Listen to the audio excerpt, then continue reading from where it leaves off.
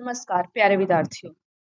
मैं मंजू सोलंकी आप सभी का इस UGC net history lecture series में हार्दिक स्वागत करती हूँ। आज हम यूजीसी नेट के most important topic sources of ancient Indian history को विस्तार से समझेंगे। आज की इस क्लास के अंत तक आप जान जाएंगे कि सोर्सेज क्या है, उसके टाइप्स, लिटरेरी सोर्सेज और आर्कियोलॉजिकल सोर्सेज में क्या अंतर होता है, कौन सा सोर्सेज किस टाइम पीरियड की इंफॉर्मेशन देता है, और इसके साथ ही आप यह भी जान पाएंगे कि यूजीसी नेट में इस टॉपिक से किस प्रकार के क्वेश्चन बने हैं और आने वाले भविष्य में किस प्रकार के क्वेश्चन बन सकते हैं। तो बिना समय गवाए हम स्टार्ट करते हैं अपने टॉपिक को। तो हमारे टॉपिक की हेडलाइन है sources of Indian history. Sources of Indian history जानने से पहले हम जान लेते हैं कि सोर्सेज क्या होते हैं। जैसा कि हम जानते हैं कि इतिहासकार अतीत में देख नहीं सकता है, अर्थात अतीत में जाकर घटना कैसे हुई इसके बारे में वह जानकारी नहीं इकट्ठा कर सकता है। लेकिन बहुत से ऐसे सोर्सेज होते हैं, अर्थात स्रोत होते हैं, जिनके माध्यम से उसे पता चलता है कि अतीत में किस प्रकार का मनुष्य का रहन सहन होता था, उनका खान पान कैसा था, उनकी आर्थिक व्यवस्था कैसी थी, और इसके साथ ही किस प्रकार की कृषि या किस प्रकार से अपना व्यवसाय या गुजर बसर करते थे। इन सब की जानकारी उन्हें सोर्सेज से प्राप्त होती है। अब हम स्टार्ट करते हैं अपने टॉपिक को। तो सबसे पहले हमारी इम्पोर्टेंट इस टॉपिक की हेडलाइंस आ जाएगी सोर्सेज ऑफ इंडियन हिस्ट्री। तो सोर्सेज ऑफ इंडियन हिस्ट्री को हम दो भाग में डिवाइड करते हैं। एक होते हैं आर्कोलॉजिकल सोर्सेज, दूसरे होते हैं लिटरेरी सोर्सेज, जैसा कि आपको चार्ट में शो हो रहा है। जो आर्कोलॉजिकल सोर्सेज हैं, इसमें हम किन किन चीजों को शामिल करते हैं। आर्कोलॉजिकल सोर्सेज जिसका मतलब होता है पुरातात्विक स्रोत, इसमें हम किन चीजों को शामिल करते हैं। इसमें हम रिमेन्स को शामिल करते हैं जो पास्ट में किसी व्यक्ति के द्वारा यूज किए गए थे और जो अब हमारे लिए उन व्यक्तियों को जानने के लिए अवशेष बन गए हैं। जिसमें क्या क्या आ जाते हैं, जिसमें इंस्क्रिप्शन आ जाते हैं, कोइंस आ जाते हैं, मेटेरियल रिमेन्स आ जाते हैं, स्तूप आ जाते हैं, मिट्टी के बर्तन आ जाते हैं। इन सब को आर्कोलॉजिकल सोर्सेज के अंडर शामिल किया गया है। इसके बाद आता है सेकंड आता है लिटरेरी सोर्सेज। लिटरेरी सोर्सेज का मतलब होता है जो हमें ओरल हिस्ट्री पता चलती है या जो लिखित इतिहास पता चलता है, उसे लिटरेरी सोर्सेज में शामिल किया जाता है। लिटरेरी सोर्सेज का भी दो पार्ट में डिवाइड किया गया है। एक है इंडियन लिटरेचर, दूसरा है फॉरेन अकाउंट्स। इंडियन लिटरेचर को भी आगे दो पार्ट में डिवाइडेड किया गया है। एक है रिलीजियस लिटरेचर, दूसरा है नॉन रिलीजियस टेक्स्ट। तो रिलीजियस लिटरेचर को देख लेते हैं, इसमें किन किन सब टॉपिक्स को शामिल किया जाता है। तो रिलीजियस लिटरेचर में फर्स्ट टॉपिक आ जाता है हिंदू लिटरेचर। सेकंड आ जाते हैं बुद्धिस्ट लिटरेचर, जिसमें त्रिपटाकाज आ जाती है। इसके बाद आता है जैन लिटरेचर, जिसमें प्रशिष्ट पर्वण आ जाता है। इसके बाद आता है हिंदू लिटरेचर से को भी हम आगे दो पार्ट में डिवाइड करते हैं। एक है वैदिक लिटरेचर, जिसके अंतर्गत चार वेद ऋग्वेद, सामवेद, यजुर्वेद, अथर्ववेद को शामिल किया जाता है। दूसरा आता है एपिक, जिसे महाकाव्य कहा जाता है, जिसमें दो को शामिल किया गया है, महाभारत और रामायण। इसके बाद आते हैं हम नॉन रिलीजियस टेक्स्ट। जो नॉन रिलीजियस टेक्स्ट है, इसको भी आगे दो पार्ट में डिवाइडेड किया गया है। एक होता है ग्रामेटिकल वर्क्स, जिसमें आ जाती है मोस्ट इंपोर्टेंट एग्जाम्पल अष्टाध्यायी, जो कि पाणिनि के द्वारा लिखा गया था 4 से 5 सेंचुरी बीसी के आसपास। और 4 से 5 सेंचुरी बीसी के आसपास जो पाणिनि के द्वारा अष्टाध्यायी लिखा गया था, इसी पर आगे चलकर टीका लिखी गई थी, जिसे महाभाष्य कहा जाता है, जो कि पतंजलि के द्वारा 2nd सेंचुरी बीसी में लिखा गया था। इसके बाद नॉन रिलीजियस टेक्स्ट में सेकंड पार्ट आता है लॉ बुक्स, जिसमें धर्म शास्त्र आ जाते हैं। इसके अतिरिक्त धर्म सूत्र आ जाते हैं। इसके बाद आते हैं हम फॉरेन अकाउंट्स पर। फॉरेन अकाउंट्स को भी आगे तीन पार्ट में डिवाइडेड किया गया है। सबसे पहला आता है ग्रीक अकाउंट, जिसका मोस्ट इंपोर्टेंट एग्जांपल है मैक्सथनीज की इंडिका। इसके बाद सेकंड आते हैं रोमन अकाउंट्स, इसमें पेरिप्लस ऑफ द एथेनियन सी, जिसके लेखक अज्ञात है। इसके अतिरिक्त ज्योग्राफिका, जो कि प्लिनी के द्वारा लिखी गई है, नेचुरल हिस्टोरी का इसमें शामिल की जाती है। इसके बाद आता है थर्ड आता है चाइनीज अकाउंट्स। इसमें किन किन के अकाउंट को शामिल किया जाता है, इसमें फाहियान के अकाउंट को शामिल किया जाता है, ज़ुआनज़ांग के अकाउंट को शामिल किया जाता है, और आई किंग के अकाउंट को शामिल किया जाता है। तो अब हमने ये चार्ट देखा सोर्सेज ऑफ इंडियन हिस्ट्री का, इसको आगे एक्सप्लेन करेंगे विद पीपीटी। तो लेट्स स्टार्ट।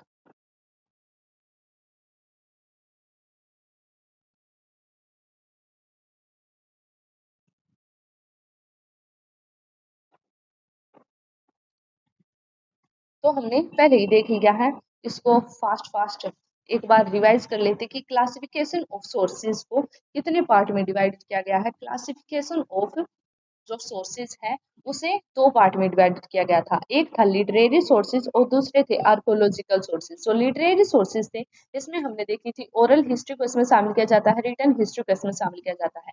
इसके बाद आता है आर्कोलॉजिकल सोर्सेज। जो आर्कोलॉजिकल सोर्सेज है इसमें किन किन को शामिल किया जाता है, इसमें फिजिकल एविडेंस आ जाते हैं जैसे कि सच एज पोट्री अर्थात मिट्टी के बर्तन, पोन्स आ जाती है। इसके अतिरिक्त पोइम्स को इसमें शामिल किया जाता है।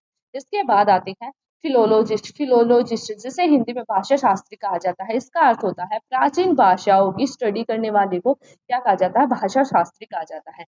इसके बाद हमारा थर्ड आज हम डिस्कस करेंगे क्लासिफिकेशन ऑफ लिटरेरी सोर्सेज।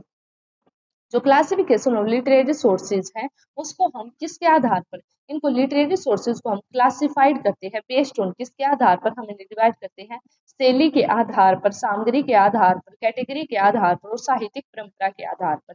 इसके बाद हमारा नेक्स्ट टॉपिक आज जो हम डिस्कस करेंगे वो आता है लैंग्वेज फैमिलीज अर्थात भाषाई परिवार। जो भाषाई परिवार है इसमें सबसे पहला जो भाषाई परिवार आता है उसमें आता है इंडो यूरोपीय भाषाई परिवार। जो इंडो यूरोपीय भाषाई परिवार है इसमें किन भाषाओं को शामिल किया जाता है, जो कि यूरोप और एशिया में जो भाषा बोली जाती थी उन भाषाओं को इंडो यूरोपीय परिवार की कैटेगरी में रखा जाता है। इनमें कौन कौन सी भाषाएं आ जाती है वो अब हम देख लेते हैं। तो इसके अंतर्गत भाषा आ जाती है, सबसे पहले आ जाती है हिंदी, इसके बाद आ जाती है पंजाबी और इसके बाद मराठी, बंगाली, असमिया, गुजराती, सिंधी, ओडिया, नेपाली और कश्मीरी। इसमें टोटल मिलाकर 10 भाषाओं को इंडो यूरोपीय भाषा परिवार में शामिल किया गया है। इसके अतिरिक्त कुछ यूरोपियन अदर लैंग्वेज है जो कि इंडो यूरोपीय भाषा में आती है जिसमें फारसी, Greek, Latin, German, French, Dutch, Italian, Spanish और अर्मेनियन भाषा को इसमें शामिल किया जाता है। जो भाषा फैमिली के बारे में हम पढ़ रहे हैं उसमें सेकंड फैमिली आती है। इसमें जो सेकंड फैमिली आती है वो आती है द्रविडियन फैमिली, जो द्रविड़ परिवार की भाषा है जो कि दक्षिण भारत में बोली जाती थी। इसमें किन किन को प्राइमरली किन भाषाओं को शामिल किया जाता है, इसमें 5 भाषाओं को शामिल किया जाता है जिसमें आती है, इसमें सबसे पहले आती है तमिल। जो तमिल भाषा है जिसका सबसे प्राचीन साहित्य में देखने को मिलता है। इसके बाद आती है मलयालम, तेलुगु, कन्नड़ और तुलु। तो टोटल मिलाकर द्रविड़ द्रविड़ परिवार की भाषा में 5 भाषाओं को शामिल किया जाता है। इसके बाद हम आगे चलते हैं तो अदर लिंग्विस्टिक ग्रुप्स में हमें देखने को मिलते हैं। इसमें सबसे पहले आती है ब्रह्मी भाषा जो कि कहाँ पर बोली जाती है, जो कि बलूचिस्तान जो कि पाकिस्तान में स्थित है वहां पर बोली जाती थी। इसके अतिरिक्त गोड़ी भाषा जो कि सेंट्रल इंडिया में अर्थात मध्य भारत में बोली जाती थी। इसके बाद आते हैं माल्टो भाषा जो कि राजमहल हिल्स में अर्थात राजमहल पहाड़ियों में बोली जाती थी। अब हम चलते हैं अपने मेन टॉपिक पर जहां पर हम डिस्कस करेंगे वेदों का साहित्य। हम डिस्कस करने वाले हैं वेदों का साहित्य। तो सबसे पहले हम देख लेते हैं क्लासिफिकेशन ऑफ वेदास कि वेदास को कितने पार्ट में डिवाइड किया गया है। मेन रूप से जो वेदास है इनको 2 पार्ट में डिवाइड किया गया है। वे कौन कौन से हैं उसको हम देख लेते हैं। तो ये 2 पार्ट है, एक होता है श्रुति और दूसरा होता है समर्थि। श्रुति और समर्थि। जो श्रुति है जिसके अंतर्गत किसको शामिल किया जाता है, श्रुति का अर्थ होता है विच इज हियर्ड अर्थात जो सुना हुआ ज्ञान होता है उसे श्रुति में शामिल किया जाता है। इसके बाद आता है समर्थि जो कि रिमेम्बर करते हैं अर्थात जो हम याद रखते हैं उसे समर्थि में शामिल किया जाता है। जो समर्थि होती है समर्थि के अंतर्गत किन किन टेक्स्ट को शामिल करते हैं, हम इसमें शामिल करते हैं वेदांग को, पुराण को, एपिक्स अर्थात महाकाव्य को और धर्मशास्त्र को इसमें शामिल किया जाता है। इसके बाद आता है श्रुति। श्रुति के अंतर्गत हम 4 वेदों की बात करते हैं। तो देख लेते हैं ये 4 वेद कौन कौन से होते हैं। तो सबसे पहला वेद आता है ऋग्वेद जो कि सबसे ओल्डेस्ट कलेक्शन ऑफ हिम्स बताया जाता है। इसमें टोटल 10 मंडल बताए जाते हैं और इसमें से जो दूसरा और जो 7वां मंडल है यह कैसा बताया जाता है, प्राचीन बताया जाता है। जबकि जो प्रथम और जो 8वां और 9वां जो 10वां मंडल है उसकी रचना उत्तर वैदिक टाइम पीरियड पर हो गई थी। इसके बाद हमारा सेकंड वेद आता है सामवेद। जो सामवेद वह क्या है, एक म्यूजिकल कलेक्शन ऑफ हिम्स है। इसमें टोटल 1810 इसमें टोटल छंद अर्थात श्लोक बताए जाते हैं। तीसरा आता है यजुर्वेद। यजुर्वेद क्या है, जो यजुर्वेद है वह रूल्स रिलेटेड टू रिचुअल्स से रिलेटेड जो रूल्स होते हैं, जो सेक्रीफाइसेस होते हैं, उनसे रिलेटेड बताया जाता है। इसके बाद फोर्थ आता है अर्थोवेद। अर्थोवेद में किसको शामिल किया जाता है? इसमें आते हैं पॉपुलर बिलीफ्स, प्रैक्टिस और मैजिक स्पेल्स को इसके अंतर्गत शामिल किया जाता है। इसके बाद हमारा नेक्स्ट टॉपिक अदर वैदिक टेक्स्ट। अदर वैदिक टेक्स्ट में किसको शामिल किया जाता है? ब्राह्मण और आर्ण्यक। जो ब्राह्मण है, यह क्या है? ब्राह्मण संहिता भागों की गद्य व्याख्याओं को ब्राह्मण कहा जाता है। और जो आर्णयक है, जो कि फॉरेस्ट की जो बुक है, अर्थात जो जंगल में लिखी गई थी, उन्हें आर्णयक कहा जाता है। इसके अंतर्गत यज्ञ अनुष्ठानों की प्रतीकात्मक और दार्शनिक तरीके से व्याख्या को शामिल किया जाता है। इसके बाद आता है उपनिषद। उपनिषद का अर्थ होता है गुरु के पास बैठकर जो ज्ञान लिया जाता है। इसका मेन अर्थ होता है वेदों की दार्शनिक शिक्षा। टोटल उपनिषदों की संख्या 108 बताई जाती है। इनमें से 13 उपनिषद इंपोर्टेंट बताए जाते हैं। इसके बाद हम बात करते हैं वेदांग, जो कि समर्थी टेक्स्ट के अंतर्गत शामिल करते हैं। इसमें टोटल कितने वेदांग बताए जाते हैं? इसमें टोटल 6 वेदांग बताए जाते हैं। और जो वेदांगों का टाइम पीरियड है वह बताया जाता है। इनकी रचना 600 से लेकर 200 बीसी के आसपास इनकी रचना की गई थी। तो सबसे पहला आता है शिक्षा। शिक्षा का अर्थ होता है फोनेटिक्स, अर्थात जो ध्वन्यात्मक होता है। सेकंड आता है छंद। छंद का अर्थ होता है मीट्रिक्स, अर्थात जिसमें लय हो। इसके बाद थर्ड आता है व्याकरण, ग्रामर अर्थात व्याकरण। इसके बाद ज्योतिष, एस्ट्रोनॉमी, जो कि खगोल विज्ञान से रिलेटेड जानकारी देता है। फिफ्थ आता है निरुक्त, जिसमें आ जाता है एटमोलॉजी, अर्थात जिसमें शब्दों की उत्पत्ति के बारे में बताया गया है। इसके बाद आता है कल्पा, जिसका अर्थ होता है रिचुअल्स अर्थात अनुष्ठान। इसके बाद आते हैं हम सोर्सेज ऑफ लिटरेचर। तो लिटरेचर सोर्सेज के अंतर्गत आ जाते हैं सूत्र लिटरेचर में, जिसमें मोस्ट इंपोर्टेंट होते हैं कल्प सूत्र। तो अब हम आगे देखते हैं कि कल्प सूत्र को कितने पार्ट में डिवाइड किया गया है। तो कल्प सूत्र को मूल रूप से 4 पार्ट में डिवाइड किया गया है। सबसे पहला आता है स्रोत सूत्र। जो स्रोत सूत्र है यह क्या है? रिलेटेड टू वैदिक सैक्रिफाइसेस से रिलेटेड होता है, उसे स्रोत सूत्र कहा जाता है। स्रोत सूत्र अर्थात वैदिक बलिदान से रिलेटेड। और जो सेकंड होता है गृह सूत्र, जो कि घरेलू कार्यों से रिलेटेड होता है, अर्थात रिलेटेड टू डोमेस्टिक रिचुअल्स, जिसमें 16 संस्कारों को शामिल किया जाता है। इसके बाद थर्ड आता है धर्म सूत्र, जो कि अर्ली लीगल टेक्स्ट जिनकी रचना 600 से 300 बीसी के आसपास लिखी गई थी, जो कि धार्मिक कार्यों से रिलेटेड है। इसके बाद हम डिस्कस करते हैं इसके बाद हम डिस्कस करते हैं एपिक्स को। एपिक्स महाकाव्य। महाकाव्य भी दो बताए जाते हैं, एक होता है रामायण, दूसरा है महाभारत। तो सबसे पहले रामायण की बात कर लेते हैं। तो रामायण के जो ऑथर है वह वाल्मीकि जी को बताया जाता है। और रामायण में कुल कितने 7 कांड बताए जाते हैं।